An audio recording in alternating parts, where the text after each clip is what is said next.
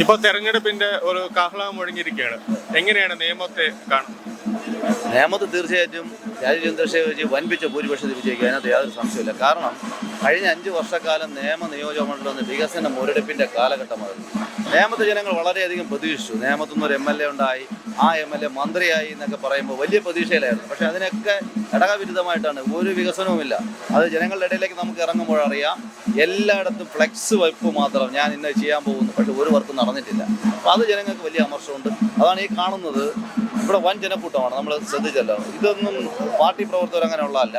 ഇവിടുത്തെ ജനങ്ങൾ ഒന്നാകെ നേമത്തെ രാജീവ് ചന്ദ്രശേഖർജിയെ ഏറ്റെടുത്തു എന്നുള്ളതിൻ്റെ പ്രത്യേകത. കാരണം അതുപോലെ നമ്മൾ നോക്കിയാലറിയാം, ഓട്ടോറിക്ഷ ഡ്രൈവർമാർ, ഇതാ ഞങ്ങളാരും വിളിച്ചിട്ട് ഒന്നുമല്ല, അവരെല്ലാ പേരും ഇവിടെ വന്നിട്ടാണ് പറഞ്ഞത്, ഞങ്ങളും ഇതിൻ്റെ കൂട്ടത്തിൽ ഉണ്ടെന്ന് പറഞ്ഞിട്ട് അവരുടെ പ്രശ്നങ്ങൾ രാജീവേട്ടനോട് പറഞ്ഞതിന് ശേഷം അവർ അനുഭവം പ്രകടിപ്പിച്ച് അവർ നമ്മുടെ കൂടെ വരികയാണ്. വലിയ ചേഞ്ചാണ് നേമത്ത്. ഇപ്പോൾ വട്ടിയൂർക്കാവ് അതിൽ പ്രശാന്ത് പറഞ്ഞത് വലിയൊരു വികസനം കൊണ്ടുവരുന്നു എന്ന് പ്രശാന്ത് പറഞ്ഞു. റോഡുകളെല്ലാം ഇടിച്ചു പൊളിച്ചിട്ടിരിക്കുന്നു എന്നേ ഉള്ളൂ, അവിടെ ഒരു വികസനമില്ല. അപ്പോൾ അവിടെ ശ്രീലേഖ തന്നെ സ്ഥാനാർത്ഥിയായി വരണം, അവിടെ വലിയ രീതിയിൽ ജനങ്ങളുടെ പ്രതീക്ഷയുണ്ട്. അപ്പോൾ അവിടെ എങ്ങനെയാണ് ഈ പ്രശാന്തിന്റെ ഈ ഒരു കള്ള ആരോപണങ്ങളൊക്കെ BJP പൊളിച്ചെടുക്കും?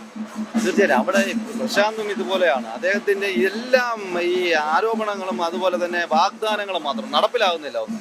പക്ഷെ അവിടെ നമ്മൾ മനസ്സിലാക്കാൻ, ശ്രീലേഖ അവിടെ കൗൺസിലറായിട്ട് മത്സരിച്ച സമയത്തും ഇവർ ഇതുപോലെ പല ആരോപണങ്ങളും പറഞ്ഞ് അവരെ തളർത്താൻ നോക്കി. പക്ഷെ അവർ ശക്തമായിട്ട് വിജയിച്ചു വന്നു. പ്രശാന്തിൻ്റെ ഇത്രയും കാലത്തെ വികസന മുരടിപ്പിനെ അവർ തുറന്നു കാണിച്ചു. ജനങ്ങളത് ഏറ്റെടുത്തിട്ടുണ്ട്. അപ്പോൾ അവരുടെ യാത്രകൾ നമ്മൾ കാണുന്ന സമയത്തിൽ നമുക്ക് മനസ്സിലാവും, വൻ ജനക്കൂട്ടമാണ് അതിനോടൊപ്പം. ജനങ്ങൾ ഏറ്റെടുത്ത് കഴിഞ്ഞു. ഇത്രയും കറപ്ഷൻ ഇല്ലാത്ത ഒരു ഉദ്യോഗസ്ഥയായിരുന്ന അവർ നമ്മളിങ്ങനെ പ്രവർത്തിക്കണം, അവർ മുന്നോട്ട് വരണമെന്ന് ചിന്ത ജനങ്ങൾക്കുണ്ട്. പ്രശാന്തിന്റെ പേരിൽ വിജിലൻസ് കേസുകൾ അടക്കമുണ്ട്, നിരവധി കേസുകളുണ്ട്. അത് ഏകദേശം 9 കേസുകളുണ്ട്. കാരണം ഇതെല്ലാം ഈ തിരഞ്ഞെടുപ്പിൽ ചർച്ചാ വിഷയമാണ്. ഇതിനകത്ത് യാതൊരു സംശയമില്ല. വികസന മുരടിപ്പും അഴിമതിയും നിറഞ്ഞ ഒരു സർക്കാരിനെ ഈ കേരളത്തിൽ നിന്ന് തൂത്തെറിയുന്നതിന് വേണ്ടിയിട്ടാണ് ഇത്തവണത്തെ ജനങ്ങൾ. Thank you.